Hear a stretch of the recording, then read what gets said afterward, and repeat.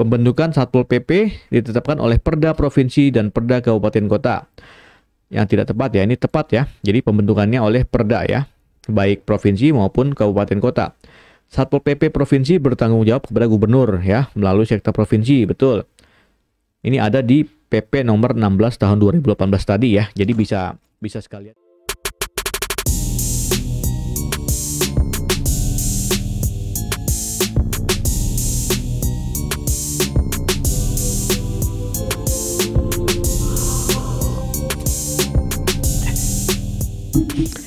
Halo Jones. Assalamualaikum warahmatullahi wabarakatuh. Selamat datang kembali di channel Adil Semanatea.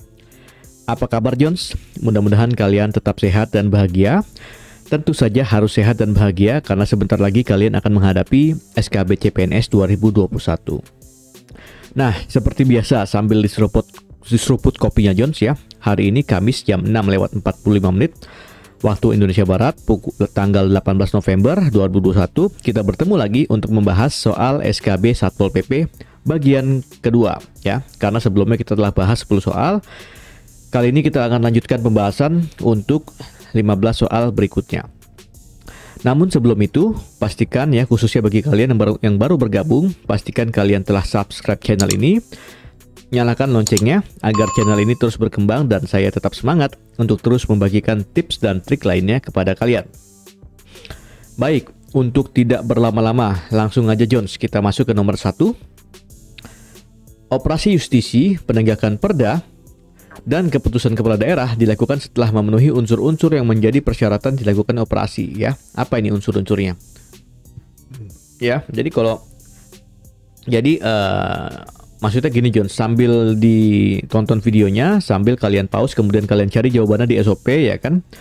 Nah, setelah itu kalian play lagi ya untuk melihat penjelasan dari saya ya.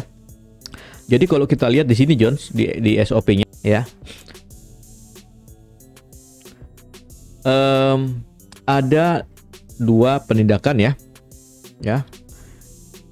Ada preventif non justisial dan ada penindakan justisial atau disebut juga dengan operasi justisi. Nah, untuk ke operasi justisi ini harus dilakukan kegiatan preventif non justisial tersebut. Ya, preventif non justisial dulu ya. Preventif non justisial ini kan surat pernyataan bersedia mentaati peraturan daerah ya. Kemudian jika tidak diindahkan baru dikasih surat teguran pertama 7 hari. Jika masih tidak diindahkan, surat teguran kedua sampai surat teguran ketiga. Nah, jika sampai surat teguran ketiga masih tidak diindahkan, maka kita masuk ke tindakan justisi ya.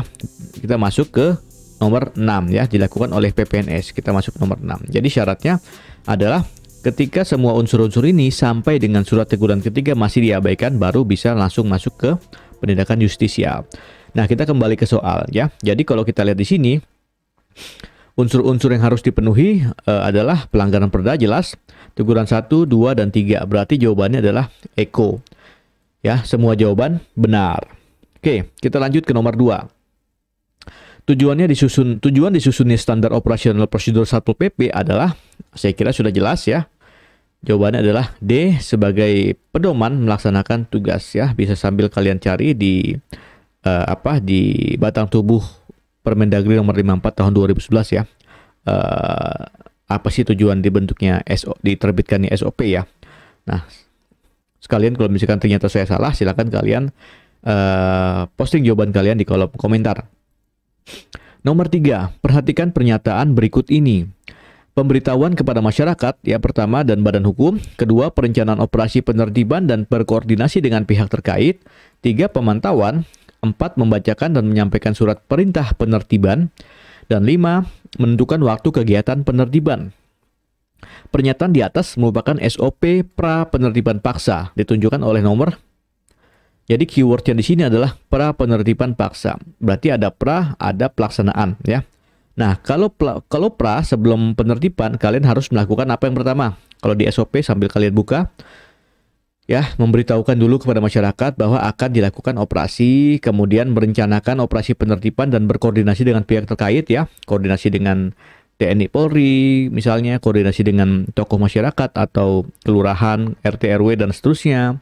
Kemudian kalian lakukan pemantauan ya, kalian jadi intel misalnya ya, untuk memantau apakah situasi ini nanti akan kondusif. Nah, kemudian hasil dari pemantauan akan dijadikan bahan untuk menentukan waktu kegiatan penertiban ya. Nah, sedangkan yang nomor 4 ini bukan pra penertiban, melainkan masuk ke pelaksanaan penertiban paksa ya. Jadi ketika kalian sudah datang di sana, pertama kali kalian lakukan adalah membacakan atau menyampaikan surat perintah penertiban ya. Berarti jawabannya adalah Eko 1, 2, 3, 5. Oke, kita lanjut ke nomor 4. Suatu situasi dan kondisi yang apabila tidak dilakukan operasi justisi, dikhawatirkan akan menimbulkan gangguan nyata terhadap ketertiban umum dan ketentraman masyarakat. Merupakan definisi dari, nah apa nih Jones? Apakah potensi gangguan, atau ambang gangguan, gangguan nyata, target operasi, atau sasaran operasi? Nah, istilah ini ternyata tidak ada di SOP ya. Dia adanya di ini ya, peraturan Kapolri ya. Nah, jadi apa namanya, ambang gangguan kalau nggak salah ya. Nah, jadi ambang gangguan yang selanjutnya disingkat AG adalah suatu situasi kondisi Kamtipnas yang apabila tidak dilakukan tindakan kepolisian dikhawatirkan akan menimbulkan GN. GN itu gangguan nyata ya. Sama berarti kalau di replikasikan ke Pol PP ya, jika tidak dilakukan operasi justisi ya. Nah, jadi jawabannya adalah Bravo ya. Oke, kalau gangguan nyata itu sendiri apa? Gangguan nyata itu sendiri tadi GN, gangguan berupa kejahatan, pelanggaran hukum, bencana yang dapat menimbulkan kerugian harta benda, jiwa raga maupun kehormatan. Target operasi, sasaran yang dipertajam berdasarkan skala prioritas dan dapat diukur untuk ditangani, dicapai dalam penyelenggaraan operasi kepolisian ya. Potensi gangguan ya, PG ya, kalau di polisi ini banyak singkatan-singkatan ya. Adalah situasi kondisi yang merupakan akar masalah dan faktor simultan pencetus yang berkorelasi erat dengan timbulnya AG, ambang gangguan dan gangguan Kamtipnas ya. Silakan kalian sambil dibaca-baca di rumah. Kita kembali ke soal nomor 5. Di bawah ini pernyataan yang tidak tepat mengenai teknis operasional dalam rangka menjaga ketertiban umum dan ketentraman masyarakat adalah dalam rangka Trantibum Linmas ya. Apa nih? Memberikan teguran ya, apabila dalam waktu 3 hari setelah teguran pertama dilakukan belum diindahkan ya. Jadi teguran kedua selama 3 hari setelah teguran pertama. Atau memberikan teguran ketiga setelah 3 hari teguran kedua ya. Atau memberikan surat peringatan dalam waktu 7 hari ya. Untuk menertibkan sendiri apabila dalam waktu 3 hari setelah teguran ketiga belum diindahkan. Memberikan surat peringatan kedua dan seterusnya. Nah, sekarang coba kita baca ya di SOP-nya. SOP ketentraman dan ketertiban umum ya.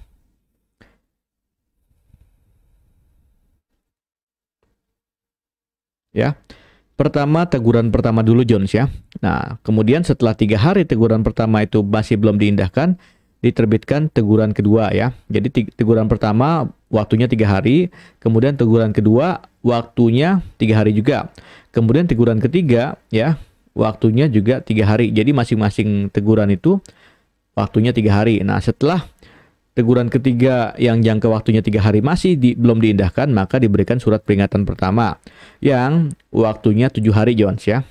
Nah, kemudian 7 hari waktu peringatan pertama masih belum diindahkan, kasih surat peringatan kedua waktunya 3 hari dan kasih peringatan ketiga ya. Kalau jika peringatan kedua masih diabaikan, kasih peringatan ketiga 1 hari ya untuk menertibkan sendiri. Jika masih diindahkan, maka dilakukan tindakan penertiban secara paksa. Nah, sekarang kita kembali ke sini, yang mana yang salah? Yang mana yang betul ya? Jadi memberikan teguran kedua apabila dalam waktu 3 hari teguran pertama belum diindahkan. Ini betul ya. Memberikan teguran ketiga, yang tidak tepat ya. Yang kita cari adalah yang salah. Yang A betul, berarti bukan A jawabannya. Yang B, teguran ketiga setelah 3 hari setelah teguran kedua. Ya, betul. Memberikan surat peringatan dalam waktu 7 hari agar orang tersebut menertibkan sendiri apabila dalam waktu 3 hari setelah teguran ketiga belum diindahkan. Betul ya. Memberikan surat peringatan kedua dalam waktu 3 hari agar orang tersebut menertibkan sendiri. Betul ya? Nah, apabila surat peringatan kedua tidak diindahkan, maka dapat dilakukan penertiban paksa. Nah, ini yang salah ya. Karena harusnya ada surat peringatan ketiga dulu setelah kedua ya. Ketiga, peringatan ketiga baru penertiban secara paksa. Berarti jawabannya adalah Eko ya. Nomor 6. Pegawai negeri sipil yang diberi tugas melakukan penyidikan terhadap pelanggaran atas ketentuan Perda sesuai ketentuan perundang-undangan adalah apa nih? Penyidikan ya, penyidik pegawai negeri sipil PPNS ya. Harus PPNS yang melakukan penyidikan pegawai negeri sipilnya ya. Satpol PP bisa nggak? Nggak bisa ya. Tapi Satpol PP bisa diangkat sebagai PPNS jika telah memenuhi syarat dan ketentuan yang telah ditetapkan ya. Nomor 7. Tata urutan tindakan atau bentuk aksi taktis yang dipilih untuk diterapkan dalam operasi justisi disebut, nah apa nih? Apakah cara bertindak atau rencana operasi, standar operasi, target operasi, dan prosedur operasi? Ini sepertinya tidak ada di SOP ya. Coba kita cari di SOP. Tata urut ya. Nggak ada ya. Ini adanya di peraturan Kapolri ya. Ya, silakan kalian baca. Jadi tata urutan tindakan ini adalah cara bertindak ya. Oke, kita lanjut ke nomor 8. Kuratif merupakan cara bertindak yang dilakukan dalam operasi justisi berbentuk apa nih? Pertolongan, penyelamatan, pemulihan keamanan, pengembalian ke situasi normal. Nah, ini sambil kalian baca di peraturan Kapolri tadi ya. Nanti silakan kalian download di link yang sudah saya share. Jawaban adalah Eko ya. Jadi kuratif itu pertolongan dan penyelamatan. Kalau pengembalian ke situasi normal ini rehabilitasi ya. Rehabilitasi. Ya, coba kita lihat di sini. Kuratif ya. Nah, ini. Pertolongan dan penyelamatan. Kalau rehabilitasi upaya yang dilakukan dalam operasi kepolisian untuk memulihkan dan mengembalikan keadaan dan situasi keamanan seperti keadaan semula ya. Kira-kira seperti itu. Kita lanjut ke nomor 9. Rehabilitasi ya merupakan upaya yang dilakukan dalam operasi justisi untuk tujuan pengembalian situasi ke seperti semula. Pemulihan keadaan betul nggak? Coba kita lihat. Memulihkan dan mengembalikan keadaan ya. Ya sama ya, berarti A dan B kurang lebih ya. Kalau yang C dan D ini adalah kuratif ya. Berarti jawabannya adalah Eko. Ya. Nomor 10, kegiatan razia dapat dan penampungan sementara kepada pengemis, gelandangan maupun wanita tunasusila termasuk dalam kegiatan pembinaan tertib sosial yang bersifat represif ya. Jadi langsung dilakukan penindakan. Ya, kalau preventif itu tadi pencegahan dulu ya, preventif dan justisial. Ya, seperti ngasih surat teguran dulu, surat pernyataan atau surat teguran atau surat peringatan ya. Jadi masuk kategori represif. Ya.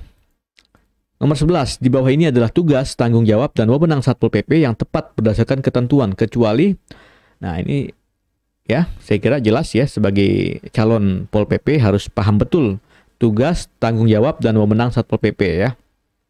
Kecuali apa? Tentu saja kecuali penegakan Permendagri. Ingat ya, Tram Tibum Linmas, ketentraman, ketertiban umum, dan perlindungan masyarakat ya, termasuk penegakan Perda dan peraturan kepala daerah ya. Nah, sekarang coba kita lihat PP nomor 16 ya. Apa aja nih tugasnya? Ya, ini ya. Penegakan Perda, peraturan kepala daerah, ketertiban umum dan ketentraman serta Linmas, perlindungan masyarakat ya. PP nomor 16 tahun 2018 yang terbaru ya. Oke, kita lanjut. Nomor 12, pernyataan berikut ini yang tidak tepat adalah pembentukan Satpol PP ditetapkan oleh Perda Provinsi dan Perda Kabupaten Kota. Yang tidak tepat ya, ini tepat ya. Jadi pembentukannya oleh Perda ya, baik provinsi maupun kabupaten kota. Satpol PP provinsi bertanggung jawab kepada gubernur ya, melalui sektor provinsi, betul. Ini ada di PP nomor 16 tahun 2018 tadi ya. Jadi bisa sekalian kalian baca PP ini ya, tentang kedudukan Satpol PP seperti apa, pembentukannya dengan apa, dan tanggung jawabnya ke siapa, melalui siapa gitu ya. Kabupaten kota bertanggung jawab kepada bupati melalui sekda kabupaten kota, betul ya. Satpol PP melaksanakan fungsi lain berdasarkan tugas yang diberikan oleh kepala daerah sesuai dengan ketentuan peraturan perundang-undangan ya. Bisa, betul. Dan yang E, pembentukan Satpol PP ditetapkan dengan Permendagri. Ini yang salah ya. Jadi bukan Permendagri melainkan peraturan daerah atau Perda. Ya, kalau di provinsi berarti Perda provinsi, kalau di kabupaten kota berarti Perda kabupaten kota ya. Nomor 13 Jones. Status kepegawaian Satpol PP adalah ya tentu saja ASN provinsi atau ASN kabupaten kota ya. Jadi kalian akan menjadi pegawai negeri Pemda ya, pegawai Pemda Jones. Berarti jawaban yang betul adalah A dan B, delta ya. Bukan Kemendagri, bukan non-departemen. Nomor 14 Jones, dalam melaksanakan tugas Satpol PP mempunyai fungsi sebagai berikut kecuali ya, tugasnya apa aja nih? Ya tadi ya. Fungsinya ya, fungsinya apa aja? Program penegakan perda dan perkada, pelaksanaan kebijakan penegakan perda dan perkada, pengawasan kepala daerah. Ini kayaknya tidak tepat ya. Pengawasan terhadap pelaksanaan perda dan perkada, pelaksanaan fungsi lain berdasarkan tugas yang diberikan oleh kepala daerah. Coba kita lihat PP nomor 16 tahun 2018, fungsi ya. Nah, tugas, ini tugasnya, ini fungsinya ya. Penyusunan program penegakan tadi ada, penyusunan kebijakan tadi ada, pelaksanaan koordinasi penegakan perda ya. Kemudian pengawasan terhadap masyarakat, aparatur atau badan hukum atas pelaksanaan perda, pelaksanaan fungsi lain berdasarkan tugas dan yang diberikan oleh kepala daerah tadi ada ya. Nah, berarti yang salah adalah C ya. Bukan pengawasan kepala daerah melainkan pengawasan terhadap masyarakat, aparatur atau badan hukum atas pelaksanaan perda dan perkada. Ya. Oke Jones, lanjut nomor 15. Berikut ini yang merupakan kegiatan polisi Pamung Praja yang berkaitan dengan subunsur penegakan peraturan daerah kecuali. Nah, ini soalnya sedikit hots ya. Nah, ini coba kita lihat ya, subunsur ini berarti coba kita lihat ke Permenpan nomor 4 tahun 2011 ya. 2014 ya, tentang jabatan fungsional. Ini kemarin sebelumnya sudah kita bahas ya. Nah, subunsur kegiatan. Apa aja sih subunsur kegiatannya? Untuk yang penegakan. Nah, ini ya, penegakan perda. Pertama, penindakan justisi, ada tadi. Penindakan non justisi, tadi ada. Evaluasi penegakan perda dan peraturan kepala daerah ya. Nah, ini coba kita lihat. Nah, justisi ada, non justisi ada ya. Kemudian mengikuti sosialisasi perda. Ini saya kira masuk ke apa ya, pembinaan ya. Masuk ke justisi apa non justisi ya. Pokoknya ini sekitar itulah ya. Atau termasuk bagian dalam evaluasi perda atau perkada ya. Nah, kemudian menjadi saksi ya, ini juga saya kira masuk ke bagian justisi ya, bagian justisi. Nah, sekarang yang melakukan patroli. Patroli ini apakah di subunsur penegakan perda atau bukan? Kita lihat di sini. Patroli ini masuk ke subunsur penyelenggaraan ketertiban umum dan ketentraman masyarakat ya. Jadi jawabannya adalah alfa ya.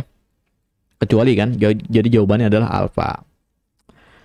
Oke Jones, saya kira itu yang bisa kita bahas soal-soal kita kali ini ya. Selebihnya silakan kalian latihan-latihan soal di rumah, belajar lagi, baca-baca SOP dan peraturan-peraturan terkait lainnya yang bisa di-download di link yang sudah saya bagikan di deskripsi video ini. Terakhir, ingat dosis dari saya 3 kali sehari, dosis latihan untuk kalian. Sampai jumpa.